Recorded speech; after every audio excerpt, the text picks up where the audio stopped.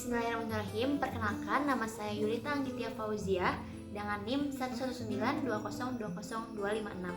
Saya dari jurusan Pendidikan Agama Islam UIN Sunan Gunung Jati Bandung. Di sini saya akan mempraktikkan bagaimana saya mengajar kelas 1 SD pelajaran Pendidikan Agama Islam dengan materi kasih sayang Nabi Muhammad SAW. Selamat menyaksikan. Assalamualaikum warahmatullahi wabarakatuh. Perkenalkan, sebelumnya nama Ibu Yulita Anggitia Fauziah. Kalian bisa memanggil Ibu Yulita.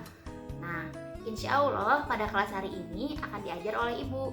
Jadi anak-anak di sini semuanya bisa panggil Ibu dengan sebutan Ibu Yulita. Oke? Sekarang Ibu nanya dulu deh, gimana kabar kalian, pada sehat? Alhamdulillah. Udah pada mandi belum? Udah, siap, mantap. Sebelum kelas dimulai kita absen terlebih dahulu ya.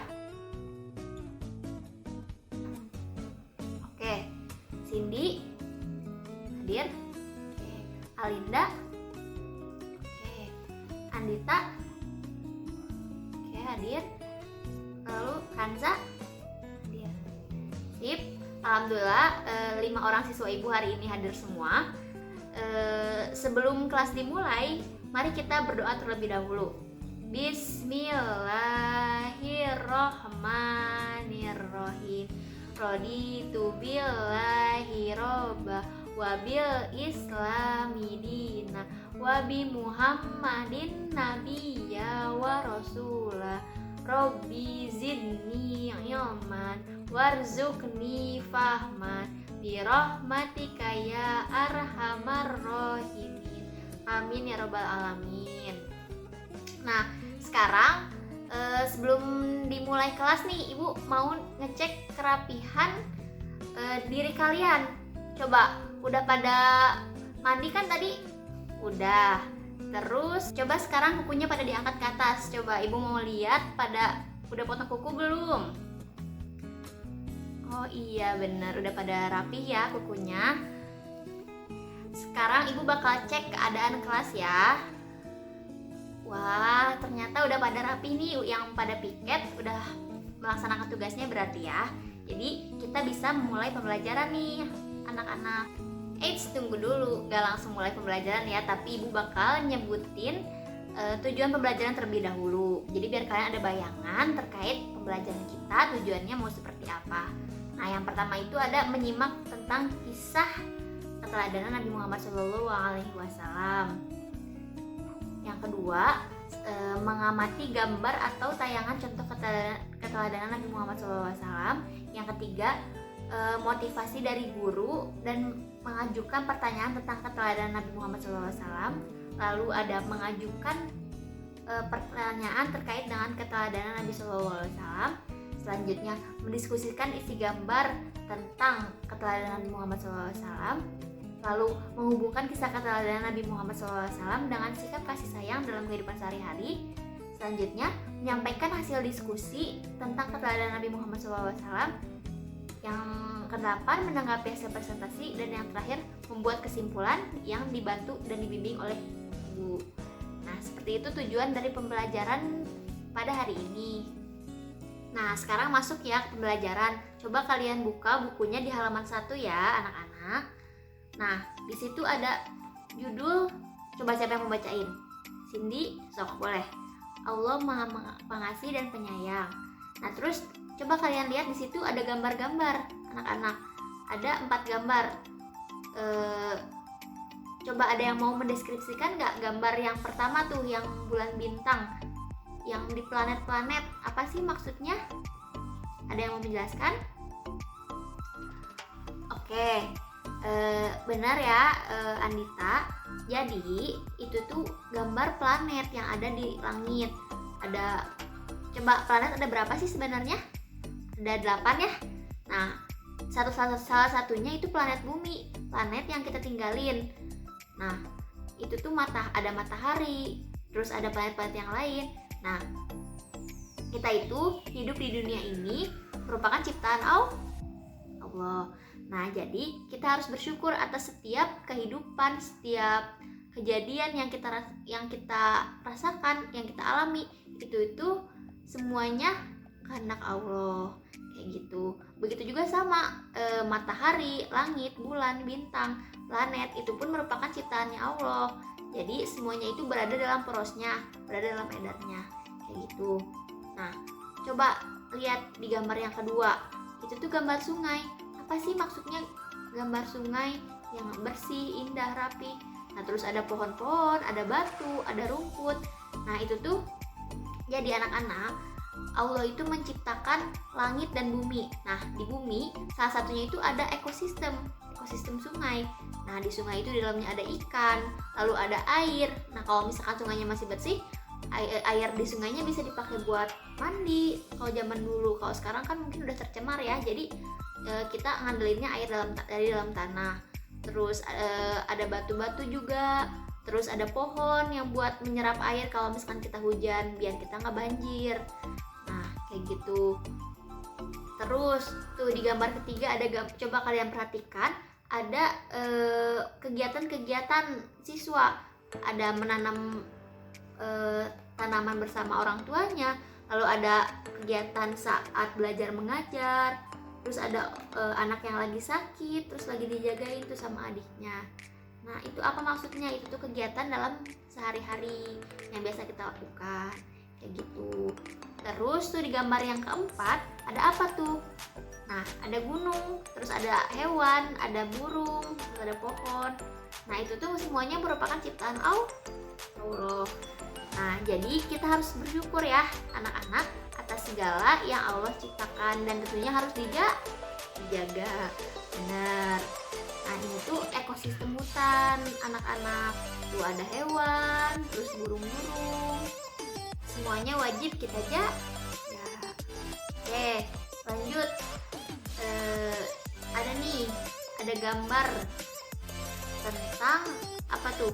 Coba dilihatin di bukunya. Ada anak lagi main lompat tali. Terus ada anak lain yang lagi nangis nih.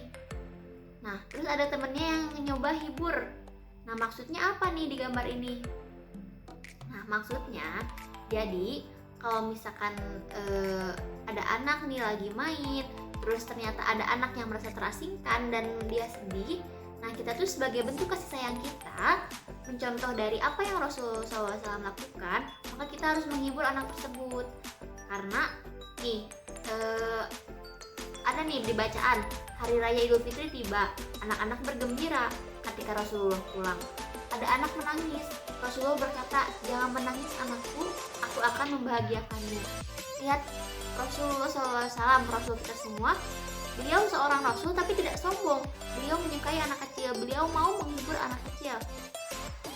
Dan kita sebagai umatnya tentunya harus mencontoh perilaku Nabi Muhammad SAW.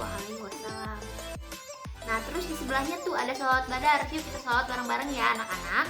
Sholatullah salamullah ala toha rasulillah. Sholatullah salamullah ala yasin habibillah. Nah, pasti kalian udah gak asing kan sama sholawat badar. Ini tuh sering banget diputar di mana-mana, baik di masjid, di radio, di TV bahkan. Nah, apa sih arti dari sholawat badar? Nah, kalian bisa baca nih anak-anak, bahwa artinya sholawat badar itu adalah rahmat keselamatan Allah tetap untuk Nabi Muhammad SAW. Rahmat keselamatan Allah tetap untuk kekasih Allah. Nah, kayak gitu.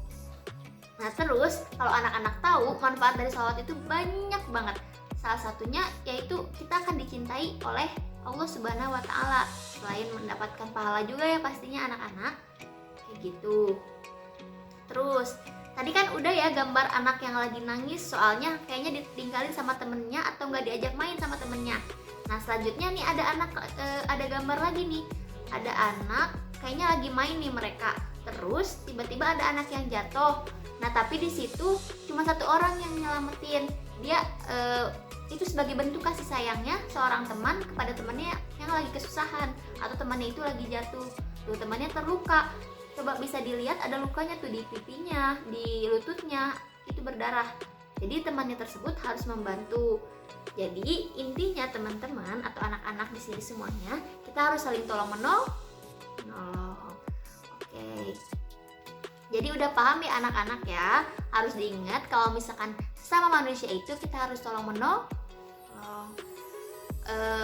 Ada sebuah hadis yang mengatakan bahwa khairun nas anfa'uhum linnas, yang artinya sebaik-baiknya manusia adalah manusia yang bermanfaat bagi orang lain. Tuh, jadi kita itu harus bermanfaat anak-anak bagi orang lain. Seenggaknya kita nolong lah teman kalau temannya lagi kesusahan, kalau ada yang jatuh ditolong bukan diketawain. Kalau kebanyakan di kita dibully ya, kalau ada yang jatuh diketawain, makanya anaknya makin nangis. Nah, karena kita sekarang udah belajar PAI nih anak-anak, jadi kita harus menolong teman yang kesusahan. Oke, sip. Lanjut tuh di bawahnya ada tabel, ada berapa poin itu? Ada 4 poin. Jangan lupa diisi ya buat PR di rumah, oke? Terus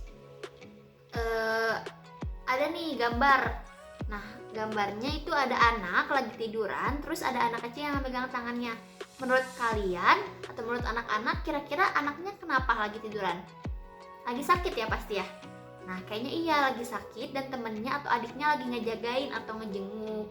Nah, jadi bisa kita ambil kesimpulan bahwa jika kita melihat teman ataupun saudara bahkan yang sedang sakit atau mengalami kesusahan, kita harus ada senantiasa di sampingnya untuk membantunya, menolongnya, memberikan kebaikan selalu kepada teman atau bahkan keluarga.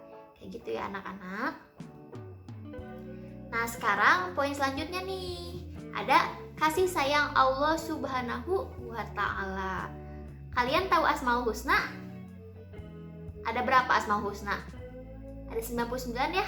Nah, apa sih Asmaul Husna itu? Ada yang tahu? Nah, Asmaul Husna itu adalah nama-nama Allah, nama-nama yang terpuji. Jadi Allah itu mempunyai nama-nama yang indah yang disebut dengan Asmaul Husna. Nah, ada berapa nama-nama Allah? Ada 99. Kenapa Bu banyak banget? Soalnya ya karena Allah itu pencipta kita. Allah bebas mau melakukan apapun. Seperti itu.